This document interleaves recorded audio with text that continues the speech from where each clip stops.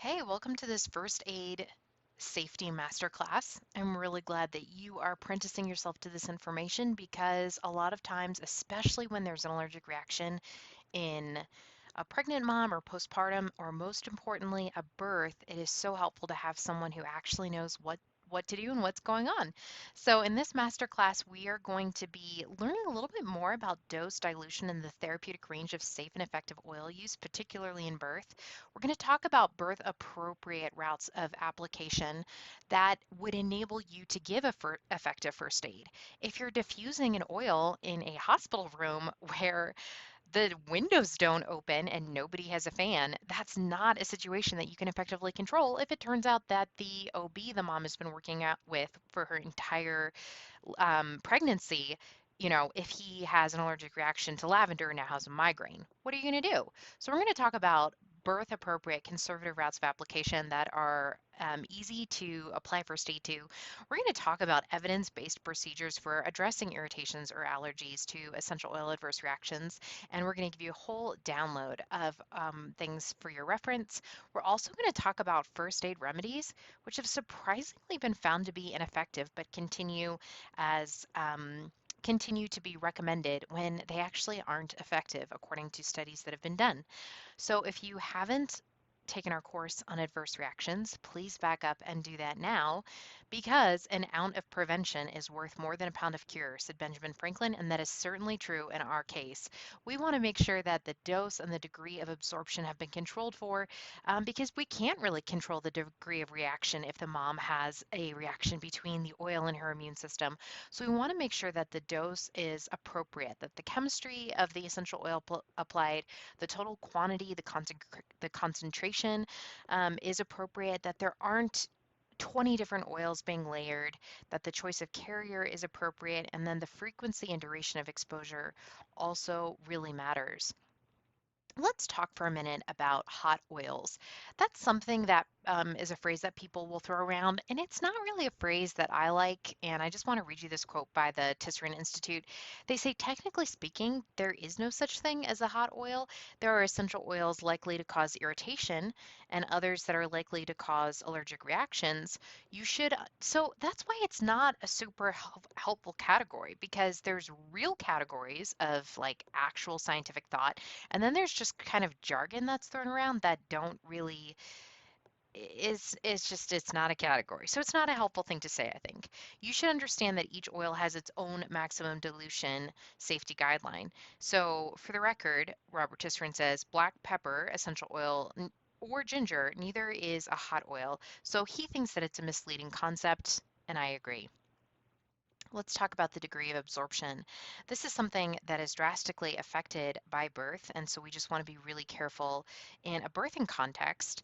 Um, the more area of the body that you put an oil on, the more skin surface that's covered. If the temperature of the skin is increased in a directly postpartum or birth application, if you have a birth context where there's heat and humidity, all of these things will increase the absorption of the oil, the hormonal levels of the user, the conditions of the skin. Certainly, newborn skin, you have an incredible degree of absorption of the essential oil. Psychological stress can increase absorption. So, these are all reasons that a mom is more likely to have an adverse reaction in birth, even if she's an experienced oil user. And the types of reactions that she can have are irritant contact dermatitis and allergic contact dermatitis, which can either be immediate or delayed. You can have either reaction, but it's important to know which reaction you have because that determines which first aid method you use. So, we want to make sure that we know the difference. So all of this information was covered in the adverse reaction masterclass, but an irritant contact dermatitis is when you have acute onset with no time lapse delay between exposure and symptoms. So it's going to appear right away. It's going to come at the first exposure. You're going to have redness and inflammation. It's going to be limited to the area of contact. So it's her left eye isn't going to swell shut if it's just simple irritant contact dermatitis, unless she was touching the oil and she got the oil in her eye. Sometimes it can be confusing about, well, what is going on, but with an allergic reaction, it spreads to an area, not where the oil wasn't. So that's a huge key to what you're dealing with.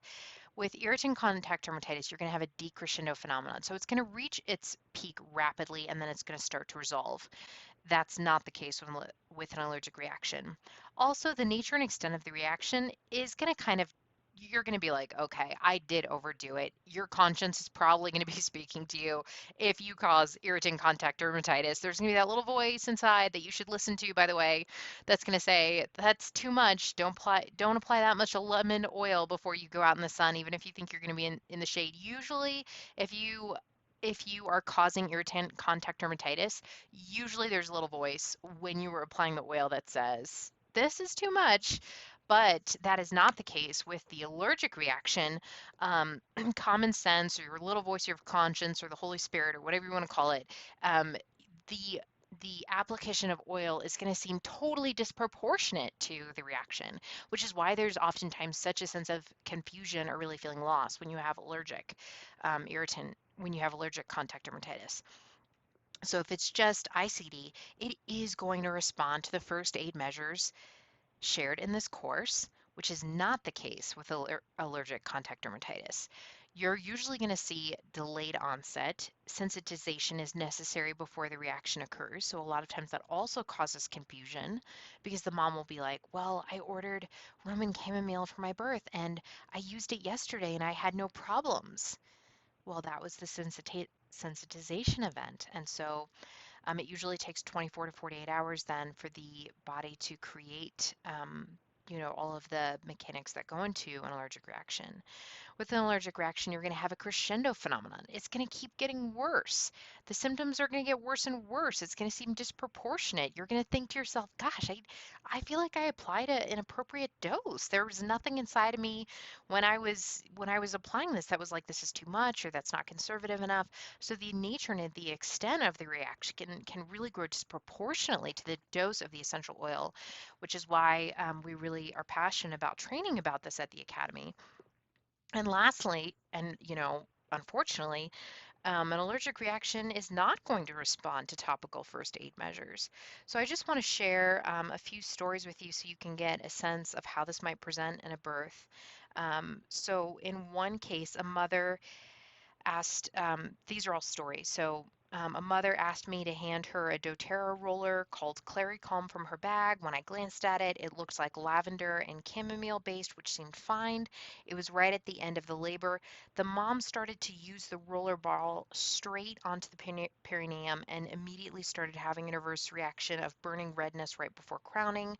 There I was just stupidly holding the bottle, not knowing what to do as she was telling the doctor about her symptoms from the oil. I wasn't going to throw her under the bus, but when the staff realized she wasn't just having normal symptoms like throwing a fire, but was actually having an adverse reaction to the oil, all the blame in the room settled on me. The baby, they started talking about how the baby was at risk of having direct contact with the oils, and I didn't know what to do to get it off.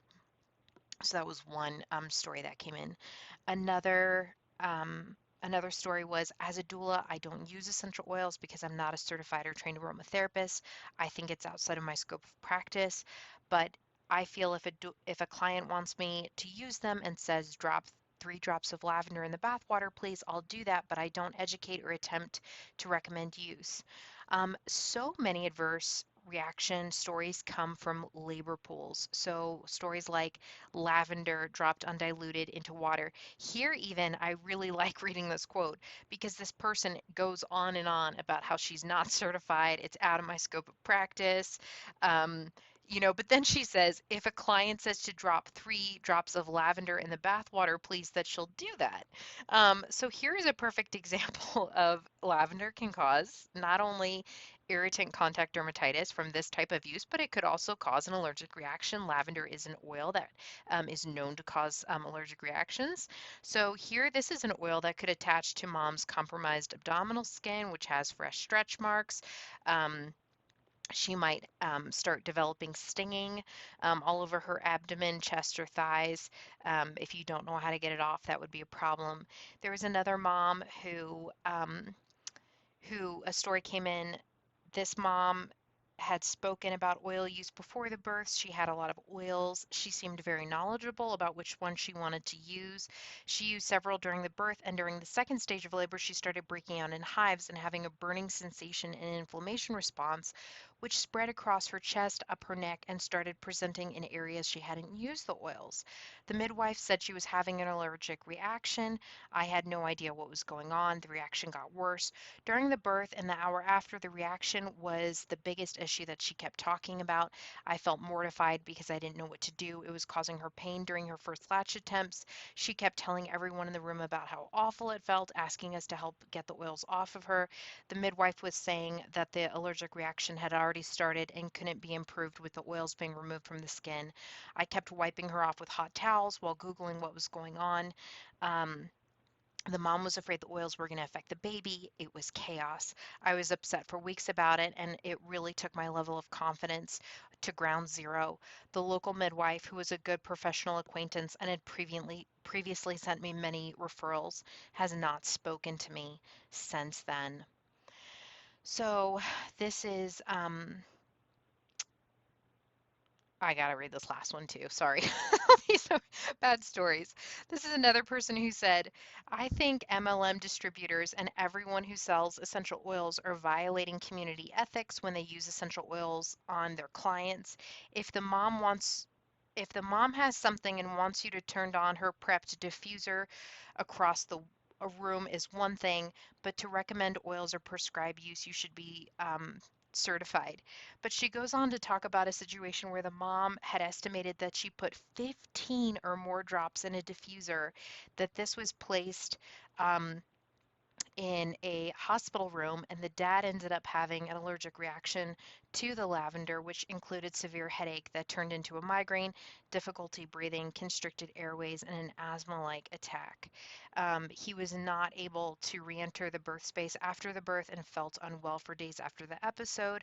The family wrote an at length email talking about how they felt that this severely inhibited their ability to bond as a family. They wrote on my Facebook business page a scathing review, and my business has suffered since then. I was also confronted, accused, and reached out to by multiple local birth professionals. Um, so, this is just kind of another example of how someone who feels like they have a conservative stance, they think they're um, against the right things, but they actually, then turned on a diffuser with 15 drops of lavender, and it ended up inhibiting a family's ability to bond and really caused fallout in the local birth community. So, really, I think what is an important distinction in the world of essential oils and birth professionals isn't even certification. It's really safety knowledge, and it's really a knowledge about just safe oil use in birth, and what causes adverse reactions. Um, is a meaningful distinction. And it's also a meaningful distinction what you actually do once an adverse reaction has taken place. So let's go ahead and look at what to do if that happens. The first thing that I'd like to put out as we start, I'm sorry, at the 13-minute mark, our first aid safety masterclass is just for you to know that the person who is most likely to have an adverse reaction at a birth is actually a child. This chart from the Tisserand Institute shows that essential oil adverse reactions incidence reports to poison safety centers includes trend, a sharp incline in child incidence. Most incidents from small children are caused by accidental ingestion, which is easily preventable if you properly monitor essential oil use and store them properly. You should know that children as young as 2 have been reported to remove bottle caps and drink contents even when an orifice reducer was present. So it's really easy, particularly at cluttered home births and at hospital births where you have that tray filled with ice chips and cell phones and takeout. It can be so easy to just leave a bottle of essential oils that a bored child will open and handle. So never leave unattended bottles of essential oils within the reach of children. Store the bottles out of their reach. Limit the exposure of young children to essential oils. It's not appropriate, the same way that you would never offer a child any type of medicinal product without a parent's um, permission. I also, just my personal preference, I don't think it's appropriate to take bottles of essential oils and say to children, "Oh, smell this, isn't this wonderful?" Because it is a therapeutic dose. If a child is directly inhaling out of a bottle, they're getting a 50 to 70% essential oil constituent uptake into their bloodstream, which could be a sensitizing event for that child. If it's an oil that can cause an allergic reaction, that could be a sensitizing event for them, and they have, now an allergic reaction response or risk for the rest of their life because of that action. It's also something that piques their interest, which is I think even more significant. When you get a child interested in bottles of essential oils, that could lead to a poison situation. So I don't even recommend that you blend oils anywhere near um, children. Really always make sure that you keep the orifice reducer, the restricted flow caps on all essential oil bottles, and just know that the person most likely to be harmed by essential oils in a birth context is actually a child. If a child does, and that's like for all adverse reactions, like the number one age category of people who are hurt by essential oils are children. So please seek medical attention if appropriate. Always call the proper hotline if in doubt. Make sure when you're packing your bag, if you are a person who is using essential oils, take edible vegetable oil in case you do have a child that has drank essential oils. You want to have an edible essential oil like olive oil or just any edible oil to rinse out the mouth unless the child is convulsing. Hopefully this isn't happening or um, unconscious. Do not induce vomiting due to aspiration risk. Don't give activated charcoal. It is surprisingly being found in multiple poisoning in children studies to be ineffective with essential oils. So if the child does have an ingestion of essential oil, make sure that you watch them closely for up to 6 hours. Drinking water will help. If you believe urgent care is needed, make sure that you call the local poison center or seek emergent medical attention. The download that accompanies this course, while Brand Birth Academy has students from all over the world, I think our most recent ones have just come in from Sweden, South Africa, and Australia. Most of our students are from the USA, Canada, and Australia, and so I have taken the time to look up those emergency telephone numbers for poison control. But if you're in a different country or just to check my work, please, your assignment at the end of this course is to call the local poison center. Make sure you have that number in your phone and actually call them and see if somebody picks up on the other line so that you are not searching for that number in the case of an adverse reaction. You know that you are locked, loaded, and ready to go with that number. Let's talk about what to do if oils get in your eye. You want to flush the eye with liquid vegetable oil, batting the eye continuously to cover the whole eye. You want to, after you do that, flush. So after your oil application, then flush water for several minutes while holding the eyelid open to ensure the whole eye is flushed. The easiest flushing method sometimes may be to enter the shower. Alternatively, you can use a faucet or kitchen sink sprayer. If the water quality in your area isn't good, you might want to fill a wide container of filtered water and just submerge the whole face while batting the eyes continuously to ensure a whole eye flush. If the person who has oil in their eye has contacts, you want to make sure that you protect against contact loss. You may want to flush the eye with the contact in for a few minutes until the reaction lessens and then remove the contacts before continuing. If you have a case of irritant contact dermatitis on the skin, the first thing you want to do is discontinue the use of all oils immediately. You want to also not use oils that are even used typically for skin health. So if the mom is having an adverse reaction to an oil, don't apply diluted or neat lavender. Just give her a break from oil. So don't follow up an adverse reaction by layering more oils, particularly oils that can increase in uptake, like eucalyptus. Just discontinue all oil use. This is an often overlooked step, but make sure that you remove all contaminated linens and clothing. Make sure that you wipe the surface of the skin with a soft cloth that's been saturated in vegetable oil. Gently wipe the area.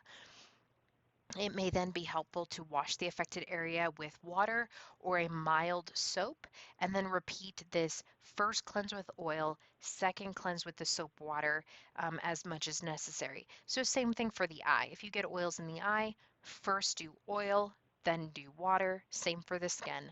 First do oil, then do water. If you have a really inflamed area over a large area of skin, did I just say, I don't think that sentence made sense.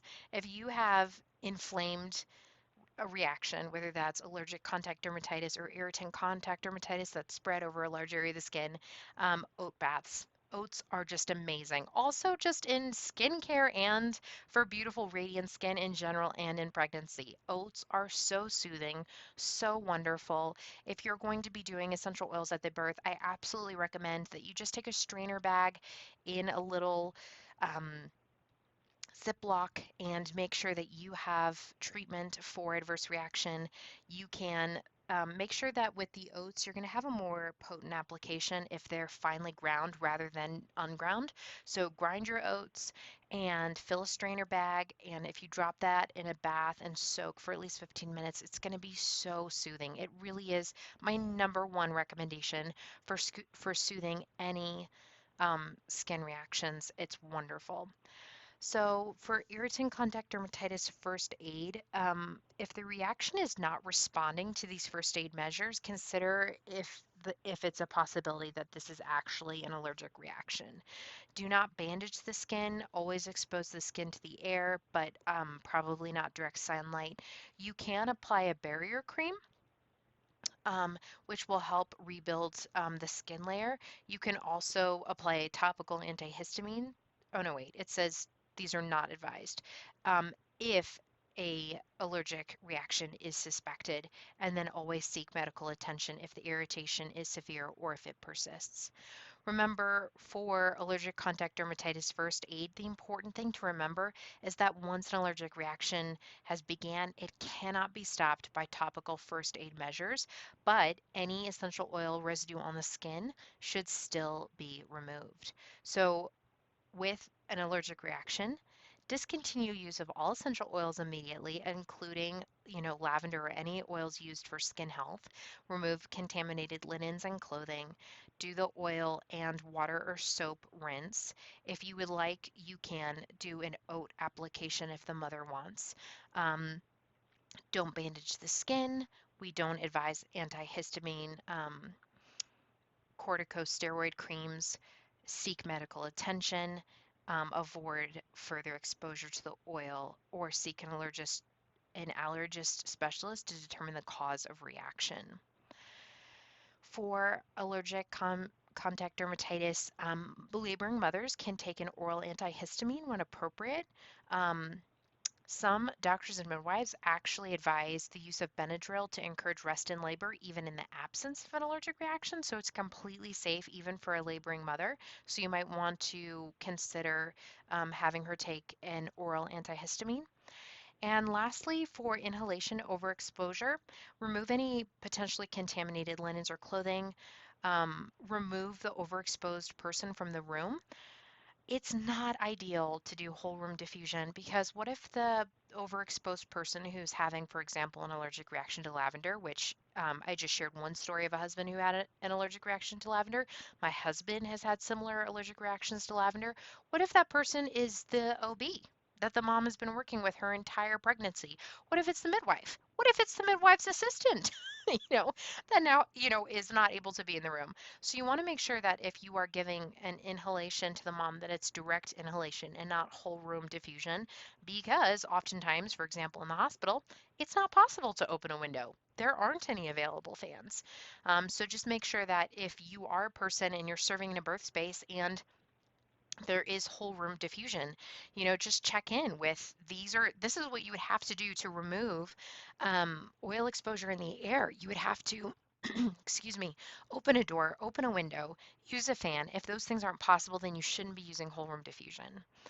Um, so, like I said, since it is not possible to easily do any of these actions in any birth, home birth or hospital birth, consider a more conservative application method that you can actually effectively use using these first aid safety measures. So I know that was a ton of information that I just ran through. That's why we have downloads, because this is really specific information that you're going to want to read and slowly absorb. No pun intended. Anyways, so please see the graphically designed, beautiful first aid download for this course, absorb that information, and remember your assignment after becoming a person who now can take this information forward in your service. Please put the poison control numbers in your phone just to have so that you can have that accessible. Check out the download. Thanks for your attention. I'll see you in the next course.